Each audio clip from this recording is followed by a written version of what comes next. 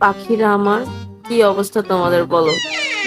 কালকে শেফ টেবিলের যে অবস্থা ছিল, আমি তো ভেবেছিলাম যে যারা জ্যামে ছিল তারা আদৌ বাড়ি যেতে পারলো কিনা, তাই আজকে ওদেরকে আবার একটু দেখতে চলে আসলাম। কিন্তু এসে তো দেখতেছি পুরো শেফ টেবিল ফাঁকা, আমি আর বিড়াল ছাড়া কেউ নাই। বেসিক্যালি এই মাঠে ছিল মেলাগুলো, বাট মেলাগুলো আজকে আর নেই, কালকেই শুধু ছিল। মেলা দেখতে না পেয়ে দুঃখে কষ্টে এই লাইট গুলোর মাঝখান দিয়ে হেঁটে যাচ্ছিলাম। পাশেই দেখলাম আবার বায়োস্কোপ ঠিকই আছে, কিন্তু ওই যে মেয়েদের চোখ, শকুনের চোখ, জুয়েলারি সব ঠিকই দেখে ঢুকে পড়ছি চামে। Actually আমার গলায় যে চোকারটা আছে রেড কালারের, এই চোকারটার ম্যাচ করে একটা ইয়ারিং চাচ্ছিলাম, বাট কিছুতেই আমি খুঁজে পাচ্ছিলাম না, এত জায়গায় খুঁজলাম।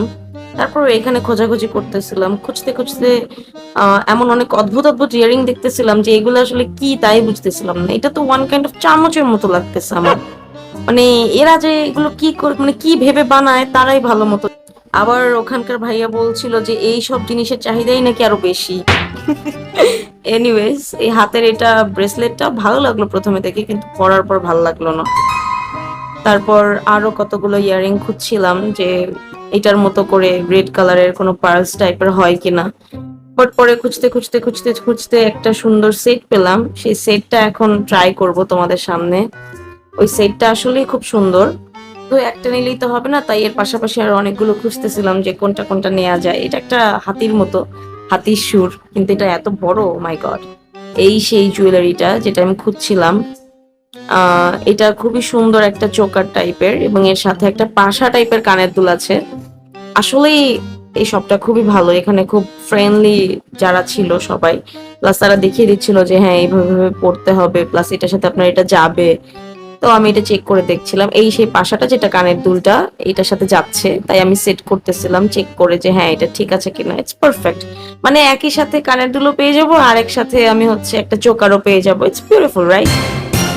তারপরে যে হাতে কতগুলা হাতির মতো কতগুলা বালা দেখতেছিলাম যে হ্যাঁ এটা কেমন লাগে ওইটা কেমন লাগে ম্যাচ করে, বাট একটাও আনফরচুনেটলি ম্যাচ করতেছিল না। লাস্টে এই দুটো ম্যাচ করলো, তো ওই ভাইয়াটা সাজেস্ট করলো যে ফার্স্ট এডটা নিতে।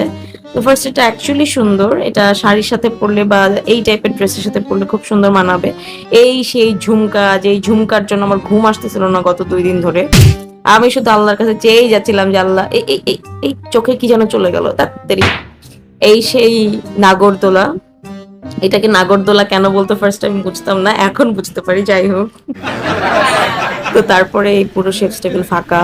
এই আলপনার দিয়ে ছবি তোলার খুব ইচ্ছা ছিল আমার, বাট এটা সেকেন্ড ডেতে হবে এটা আমি বুঝতে পারিনি। বাট এমন মানে লাইটিং এর অবস্থা, কোন পিকচার আলপনা দেখতে দেখতে আবার দেখলাম কিরকম বিটিং বিটিং সাউন্ড। তারপরে দেখছি যে ইউআইইউ তে খুব সুন্দর একটা কনসার্ট হচ্ছে, কিন্তু মানুষ নেই।